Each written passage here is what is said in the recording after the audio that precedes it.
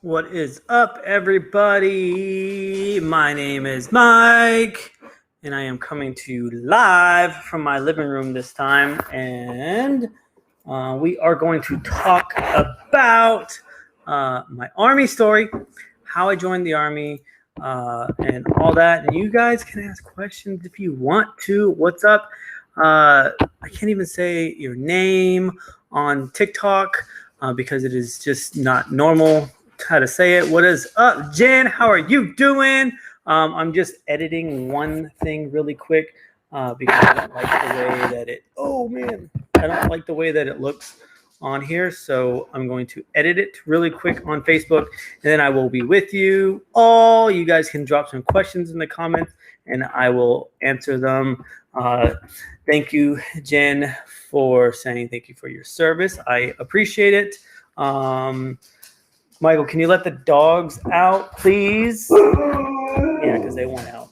They're like, let me out, people. But I have been in the Army for going on 17 years. I joined right after Michael was born. He was like 6 months when I left. What's up, Katie Shepley? Holy cow, haven't seen you in forever. Oh, I miss you. What's up, Bolick?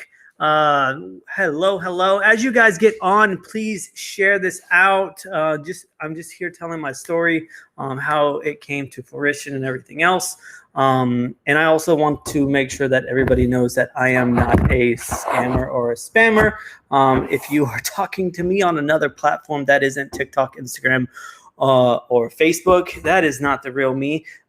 This is the real Mike. So this is me. This is me in my general. I have one kiddo. His name is Michael. He is about to turn 17. I got 3 dogs and 2 cats, and that is it. So I miss you too, friend. I hope you're doing amazing.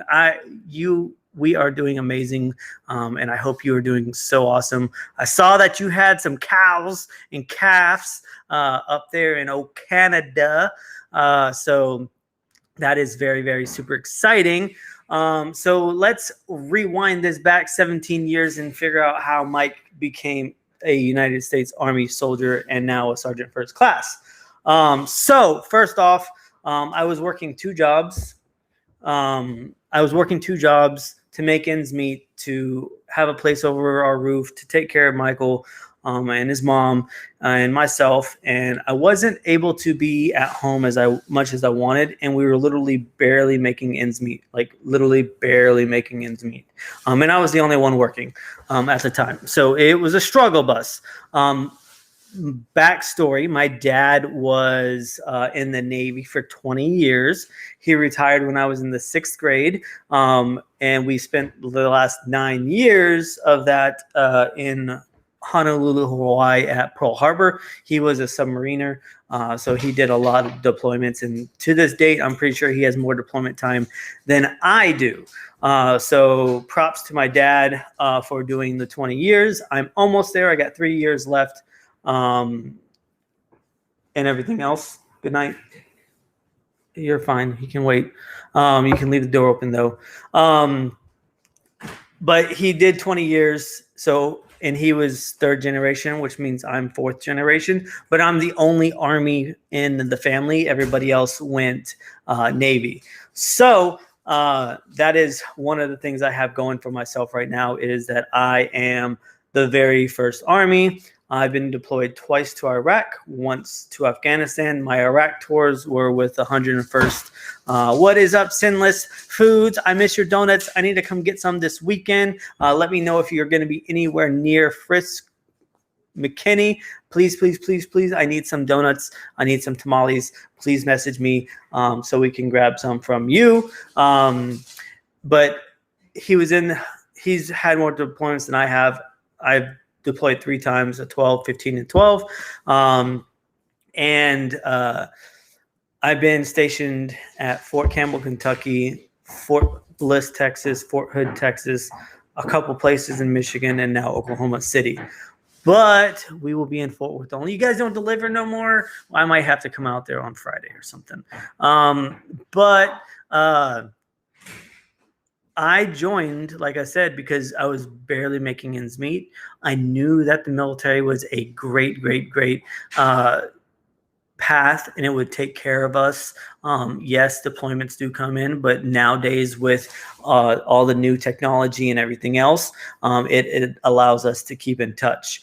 All right, so I joined the Army out of Fort Worth office, went to the Dallas MEPS. I found out when I did it that I'm colorblind. I'm red green deficient, y'all. So if you have that dot test that people take, yeah, I can't do that. I really want to get the Endochrome glasses that show you all the red and greens in the world, because I just want to see what full color vision looks like at least once. They're like $300, but I really want them. I think it'd be worth it to be able to see the world and the true colors that it's supposed to have. And yes, Jen, I am red green deficient. And I didn't find out until I went to MEPS. I thought I was perfect. My eyes are 20/20. I actually have one eye that's 20/15. So that is absolutely something that really crushed me, because it took a bunch of the jobs that I was looking to do. So I did join the Army as a 13 Delta, which is a fire direction control, or a FATES, which is a Advanced Field Artillery Technical Data Systems Specialist. So I got to tell rockets, cannons, and mortars where to shoot, which was really awesome to do when you were deployed, to see things. Blue, leave the cat alone. Come on, come up here. Come on, come on, come on, come on, Blue. Leave the kitty cat alone. All right, so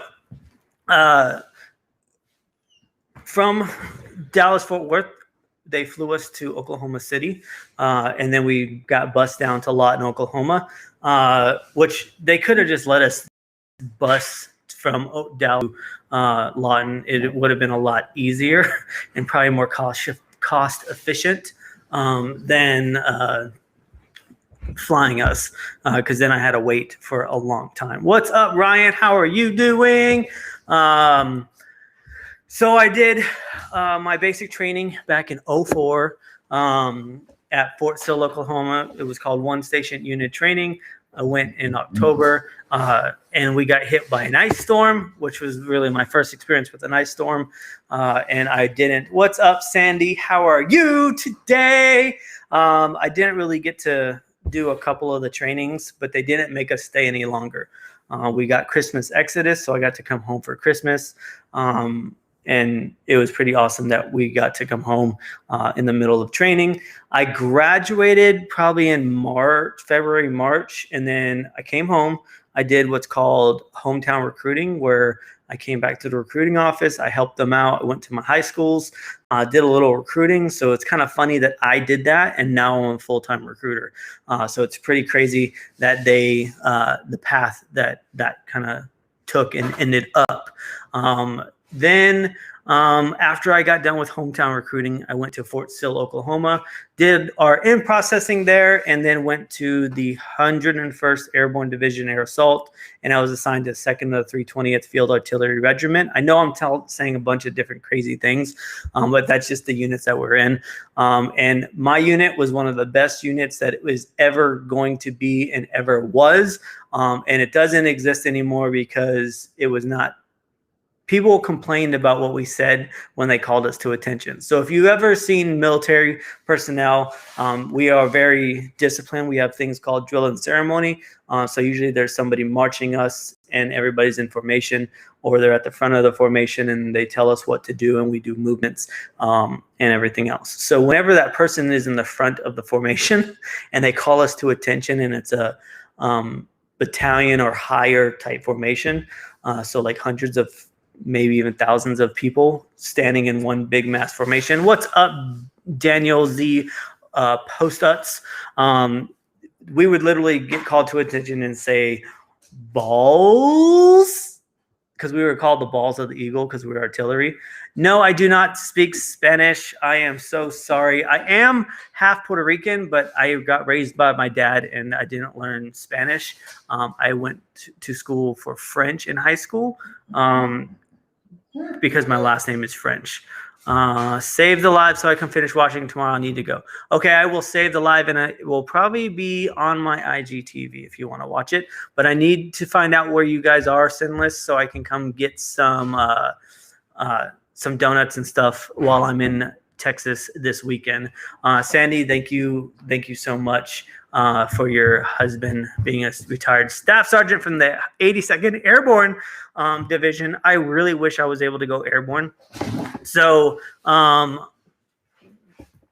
went to Fort Campbell, and literally once I got to Fort Campbell, I was told that we're deploying, and we deployed to Iraq.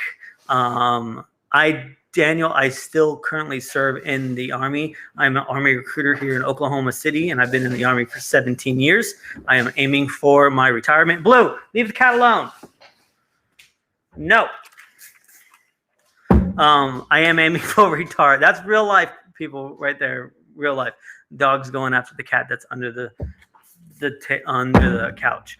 So we go on a deployment. We go to this small city called Tews. We're doing like observation and training the Army and everything else there.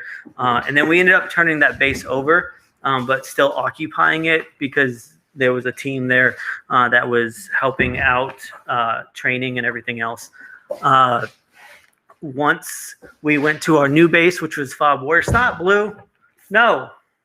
We went to FOB Warrior up in Kirkuk, which is like the oil capital, the biggest oil facility. They have a company there called the NOC, which is the Northern Oil Company. And we had to protect the infrastructure because the bad guys over there would attack the infrastructure, blow up pipes, and then they would have to go in and like replace them. So we actually had to help them with that. On the 4th, I had a post and a video for a guy named Ty Johnson. He was one of our drivers, and it was a pretty but he passed. He was the first one that we lost on my deployment. So it's pretty hard hitting when stuff like that happens. And then I have been shot at. I have been mortared. I have been in rocket attacks, and I have been in rollovers. So all the things that could happen that we trained up for literally happened on my first deployment. Was it scary? Heck yeah. Did I survive it? I'm still here. And did I panic when it happened? No. The training that we get and everything else before we ever go is some of the best training that you will ever get. They really build muscle memory. That way you can react to the situation and do the right things. And then we train while we're there when we don't have to go out and everything else. So on that same deployment, we had one other huge major incident. We had our own platoon sergeant. We were called the Patriots. So all of our call signs were Patriot something. And our platoon sergeant was an E7. His name is Brian Gasner. He was Patriot 7. We were out on patrol on a route called Route Cherry.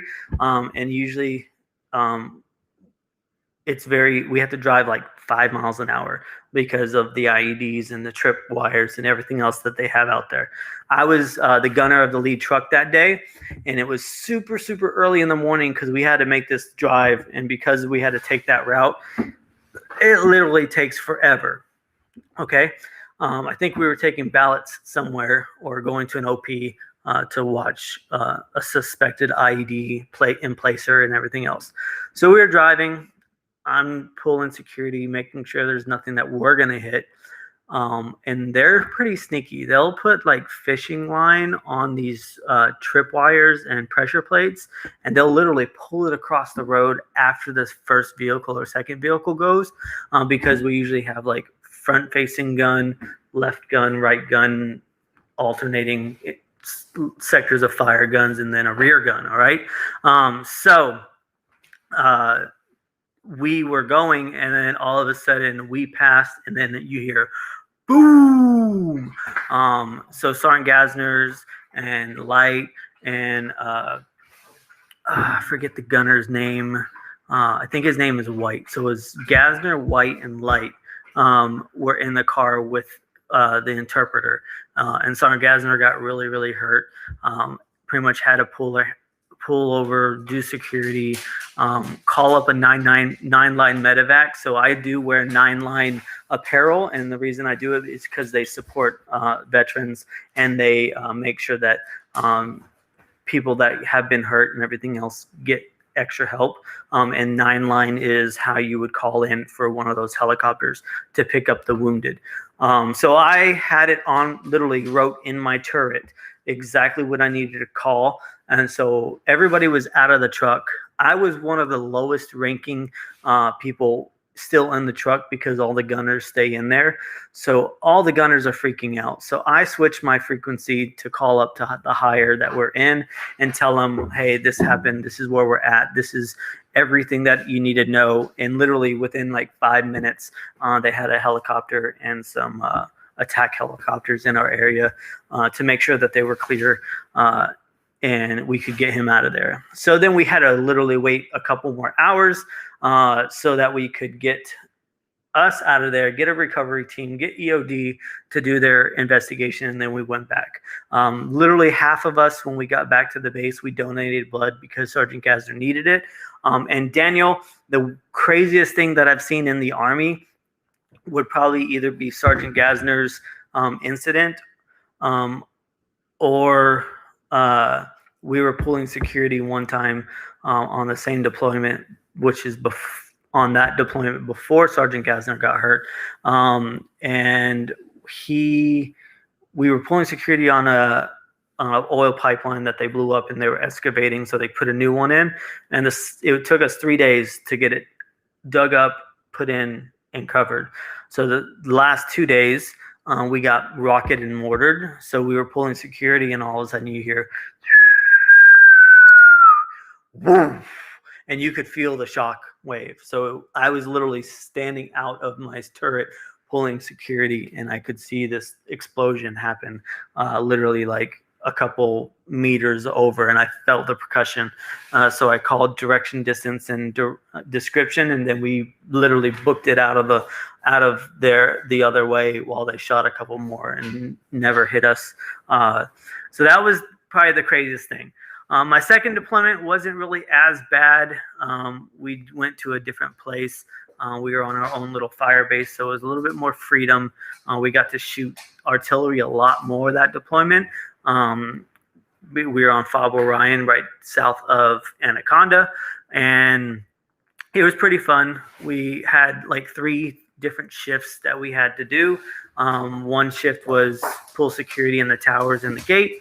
The second thing that we did was we would run the operations center. So that was 2 things kind of combined. Another thing we did was we did QRF, which is Quick Reaction Force. And then the last thing we did was we escorted the commander on all his missions to meet with the elders and everything else. The craziest thing I ever seen is 4 men in an 8-foot John boat in the ocean with 5-foot waves. Were you in the military? It sounds like you were in the Navy, maybe Coast Guard. Let me know in the comments, Daniel, what you were. So fast forward, when I came back after those 2 deployments, I tried to stay, but they ended up moving me to Fort Bliss, Texas, and I was part of the Army Evaluation Task Force, and we tested out new weapons. He was just fishing. Oh my gosh, TikTok, you guys are crazy. Let's see. We were testing weapons, so it was pretty chill. We didn't really deploy. We had a lot of field time, a lot of field exercises, because we were literally told to break the system that we have. We want it to be broken. We are testing these things, and we are the people that test them before they go to the actual Army. And this is the time frame where they were testing some vehicles that ended up getting canceled. So they canceled the whole unit. And when they canceled the unit, they said you can either stay in Fort Bliss or you can try to go somewhere else. So I decided to go somewhere else, and I ended up going to Fort Hood, which was like 3 hours away from home, so I could be closer to family. It's a little outside of Austin, just outside of Waco type thing. So went to Fort Hood. I was not part of the artillery at that point, which was really weird. I did not watch the rocket launch today. I didn't even know there was a rocket launch. So I was part of 504th BFSB, which is Battlefield Surveillance Brigade. And we pretty much, we did a lot of, it was in a military intelligence unit that had a cavalry squadron attached and 2 other military intelligence battalions. So we did a lot of collection. I did deploy with them, and I worked in tactical, the TOC, which is the Tactical Operations Center, which ran all the missions. And my main job while we were deployed to Afghanistan/Pakistan, it was literally right on the border. We were pretty much there for reconnaissance and watching the border for like people importing explosives or bringing in things that they shouldn't have. And then our CAB people would go out there and stop them and everything else. So my job was when they found something that they wanted to blow up, I would put in what's called a 429 packet. We would run surveillance and overwatch it for like 2 or 3 days, and then we would have like F-16s, F-22s, B-1 bombers come in and blow it up. So it was pretty freaking cool that we got to do that. I think I ended up having like 29 different packages that we did, and a couple of them were actual missions that we had that they went out with the people, and then they found the targets, made sure it was what it was, and then blew it up. So that was pretty cool for the guys on the ground. What's up, Liddell Brown? Then we come back. I got picked up for sergeant while I was deployed on that one. So they said, go find you a new job. So I started shopping on Fort Hood for a new job, and I almost got a job as an air assault instructor. Okay, that would have been really, really cool.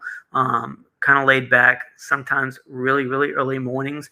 But it would have been fun training everybody how to be an air assault and do rappelling from a helicopter and all that kind of stuff, right?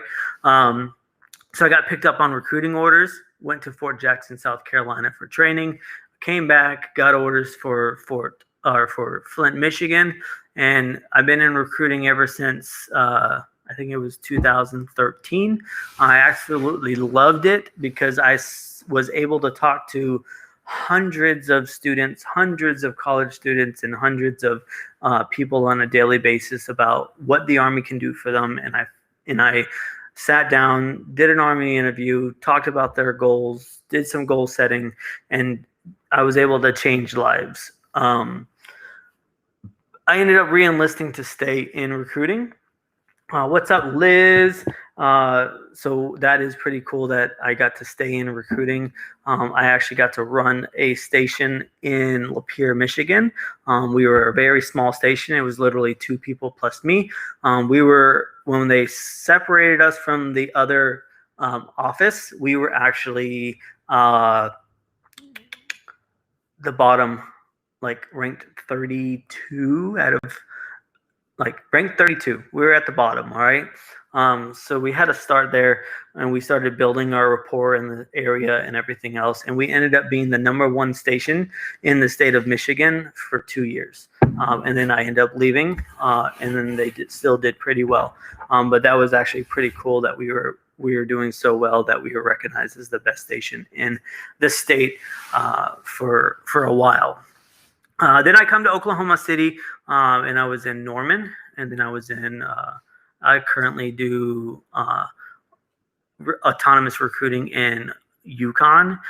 So if you are looking to join, you just need to message me. But I I love the Army because it was a catalyst, and it helped me find out certain things like what I liked and traveling. And it really helps me to be able to travel because we do get our our leave dates and be able to travel where we want when we want, as without COVID, but it really helped me find a group of people that I absolutely love, and I'm able to do what I do on the side because of it. Daniel, how scared are you when you get shot at? Not really too scared. It's more of a holy crap, what the hell was that? And I'm censoring myself because I'm on Facebook and everything else.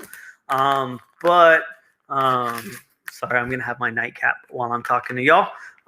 So whenever I got shot at for the very first time, I didn't know what it was. I was like, what is that noise? And then somebody else that had been shot at a previous deployment said, oh, that is a gunshot. And then next one, we actually heard the pop and the zing. So if you've ever been, like, whenever you shoot a gun, you hear like the pow and then you hear the ting when you shoot it and hit the target. All right. Now, when you're on the other side of that, you hear, especially when the gunshot's coming from a far distance, you don't really hear the pa until later, but you hear a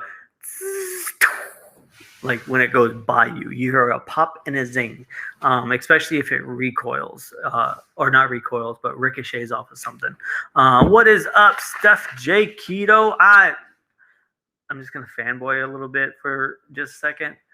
The stuff that you post on TikTok, you good. I'm just like, dang, girl, get it? Heck yeah! So just so y'all know, this is my dessert / nightcap. This is blueberry muffin. I am low carb keto, so that stuff is going to put me in ketosis while I sleep. And it tastes and smells just like the blueberry muffins that you get at the store and everything else. So that is pretty much my Army story in a nutshell. I joined the Army pretty much to take care of Michael and my family. And it's the same reason why I went into business, because I wanted to give Michael more than what the Army could offer. I saw an opportunity. I saw an opening, and I ran with it. And that's what you got to do. If you see an opportunity that you absolutely love, I don't care if it's something that scares you, because everybody's scared. It starts between scared and nervous. You just have to go with it. You have to trust your gut, trust your heart, listen to your heart, listen to your brain, but go with your heart, because it's not going to steer you the wrong way. Step out on faith. That is also another thing. So when you have an opportunity that is literally knocking at your door, you have two options. One, you can ignore it and wonder what the opportunity was, or two, you can open the door, see what the opportunity is, and then let the opportunity in and run with it and just go with it, because the people that are leading you through that opportunity know what's best, and you probably have a great leadership behind it, and they won't steer you wrong. But that is my Army story. I wanted to hop on here because I get a lot of messages on social media, on Instagram or on Facebook mainly, of people getting catfished or tricked. So my little last public service announcement is that if you are talking to a military person on an app that is not Facebook or Instagram or TikTok, and you can't verify that that's them, you need to take one of their pictures, go to Google Photos on your phone, and use the little search button thing and click it, so it'll search the whole internet for it, okay? If you find somebody that looks like that with the wrong name, do not send them money. And also, don't ever send anybody money that you've never met in person, okay? Because these people scam hundreds of women all the time, all right? They will set up fake accounts. I've had 7 fake accounts with my face and a version of my name on Facebook or Instagram that I have to report, and people tell me about them. And I've had people in my inbox saying, hey, I was talking to you. You have a girlfriend? We've been talking for 2 months.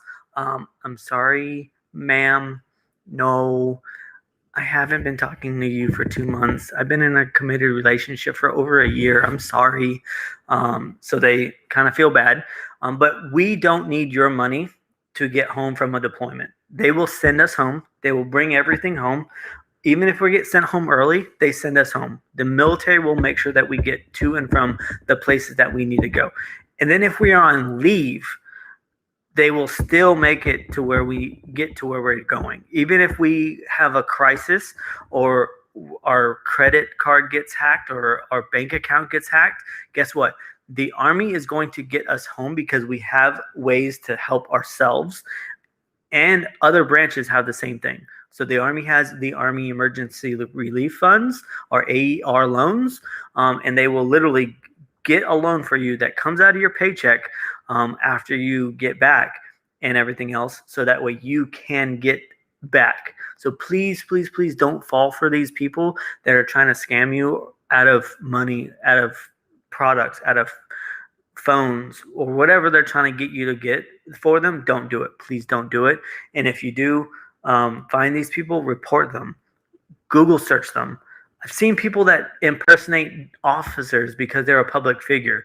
I get impersonated myself because my Army profile and this profile are both public, so they can go take the names, take pictures from both, and send them to y'all. They get my kids' names wrong, they get my dogs' names wrong, and they don't even tell you the full story and everything else. And we don't live in Iraq. And a lot of times when we're in Iraq, we don't put where we're at. So please quit falling for that. I am not a scammer. I am not a spammer.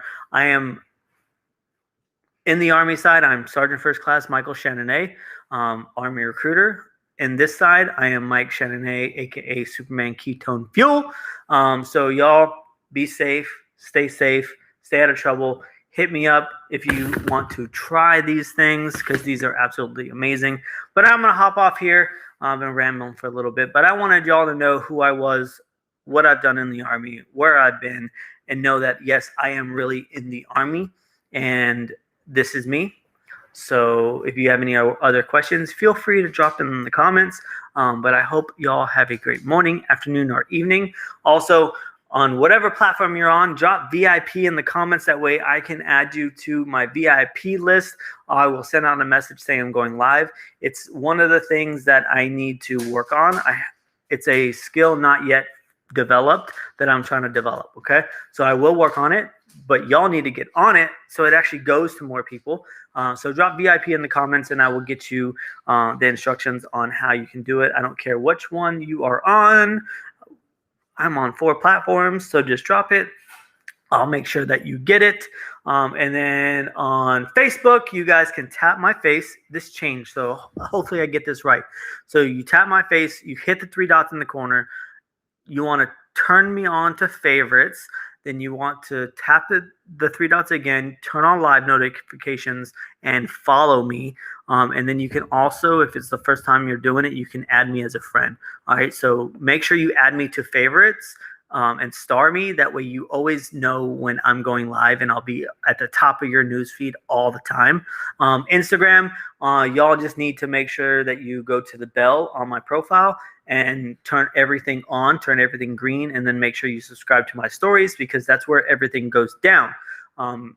YouTube, you need to make sure that you turn the bell on when you subscribe, so that way you can make sure that you know every time I come live or I post a video. And then TikTok, you guys need to go to my Facebook, my Instagram, and my YouTube, because that's where all the stuff is. All right. So Instagram is Superman_Ketone Fuel. Facebook is Mike.Chenonnet5. And then you can find me under Superman Ketone Fuel on YouTube also. So that is all I got for y'all. I hope you have a great morning, afternoon, or evening, depending where y'all are watching from. And I will check you on my next live. Bye.